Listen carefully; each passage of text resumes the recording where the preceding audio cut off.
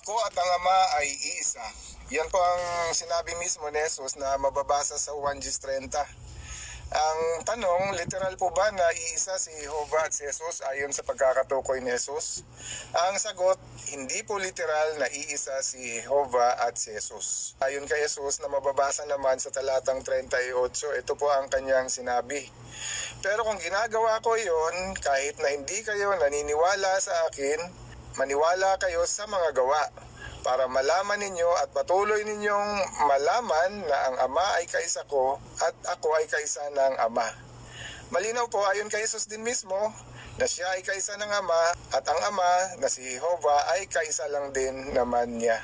Para mas maunawaan po natin, pag-isipan po ang sinabi din ni Jesus mismo ayon sa Mateo 19:5. Ito po ang mababasa. Dahil dito ay iiwan ng lalaki ang kanyang ama at ina at mamumuhay kasama ng kanyang asawang babae at ang dalawa ay magiging isang laman. Kaya yun po ang sabi. Ayon kay Jesus, pag pumisa ng lalaki sa kanyang mapapangasawa, siya at ang babae ay magiging iisa o iisang laman. Ang tanong, talaga bang literal na iisa ang lalaki at babae ayon kay Jesus? Ang sagot, hindi din naman. Hindi po makatuwirang isipin na gustong ipahiwatig ni Jesus na ang bagong mag-asawa, ang lalaki at babae, ay isa ng kambal tuko, sabihin pa. Ang bagong mag-asawa ay iisang pamilya na at may iisang layunin na sa buhay. Magkaanak man sila ng marami, iisa pa rin ang kanilang layunin at iisa rin ang kanilang saloobin. Sa ganon ding diwa, si Jehovah ay kaisa ni Jesus at si Jesus ay kaisa din naman ni Jehovah. Sinabi ni Jesus sa Juan 4:34, ang pagkain ko ay ang gawin ng kalooban niya na nagsugo sa akin at tapusin ang gawain niya. Pag-isipan din po ang naging relasyon ni Jesus sa kanyang ama bago pa man din siya bumaba sa lupa.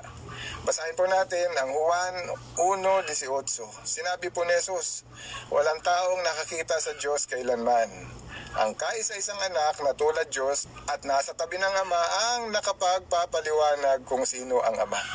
Kaya yon ang sabi ni Jesus mismo, nasa tabi daw siya ng kanyang Ama sa langit bago siya bumaba sa lupa. Kung si Jehovah ay siya din si Jesus, ang magiging tanong ngayon, sino kung gayon ang katabi niya? Masasabi mo bang may katabi ang isang persona kung nag-iisa lang naman pala siya? Hindi po pwedeng mag-isa lang si Jesus na nakaupo kung meron po siyang katabi.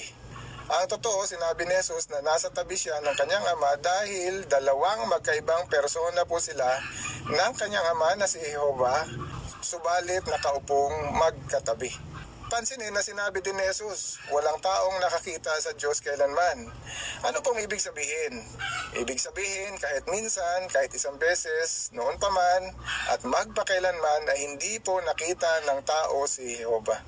Pero paano daw po natin naunawaan na si Jehovah nga ang Diyos na makapangyarihan sa lahat? At siya ang nag-iisang karapat-dapat sambahin? Dahil sinabi din ni Jesus na siya ang kaisa-isang anak na tulad Diyos na nasa tabi ng Ama, ang siyang nakapagpapaliwanag kung sino talaga ang Ama. Totoo naman, kung babasahin natin ang sinabi mismo ni Jesus sa Mateo 4:10, sinabi niyang si Jehovah na yung Diyos ang dapat mong sambahin at siya lamang ang dapat mong paglingkuran.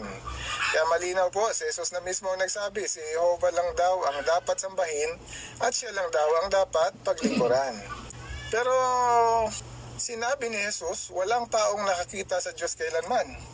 Ang tanong, kung hindi nakita ni minsan ang Diyos, kumusta si Jesus? Nakita ba ng mga tao si Jesus?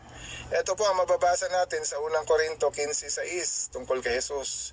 Ang sabi, pagkatapos nagpakita siya sa mahigit 500 kapatid sa isang pagkakataon. Maliwanag po ayon sa teksto na ito, sa isa lang sa maraming pagkakataon, nakita o nagpakita si Jesus sa mahigit na 500 katao.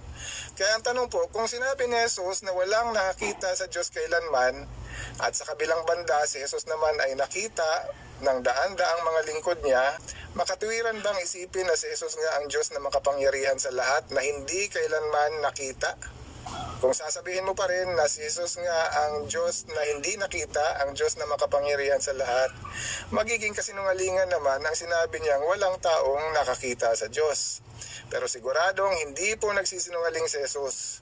Si Jehovah nga ang Diyos na makapangyarihan sa lahat, ang isa na dapat sambahin, ang isa na hindi kailanman nakita ng tao ayon kay Jesus. Si Jehovah ay omnipotent at omniscient, na ang ibig sabihin wala pong hanggan ang kanyang kapangyarihan at wala ring hanggan ang kanyang karunungan. Unlimited po ang kanyang power, wisdom at wala pong pinanggalingan ang kanyang kapangyarihan at karunungan kundi sa sarili niya lamang.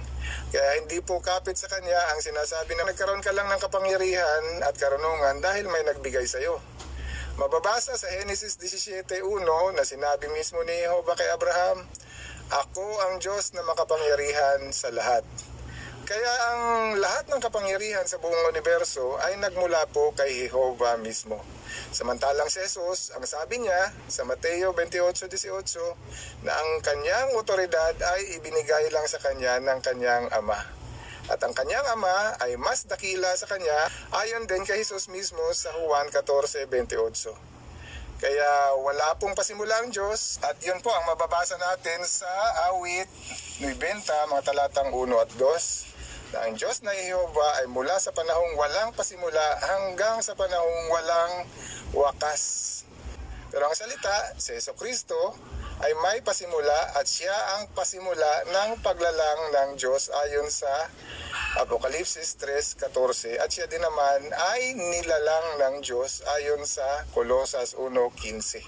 Kaya malinaw, si Jehovah ay walang pasimula, si Jesus ay may pasimula. Kaya nasabihin ni Jesus na ako at ang Ama ay iisa, hindi po literal, kundi nangangahulugan lang, iisa ang layunin at kalooban ni Jesus at ng kanyang Ama, si Jehovah.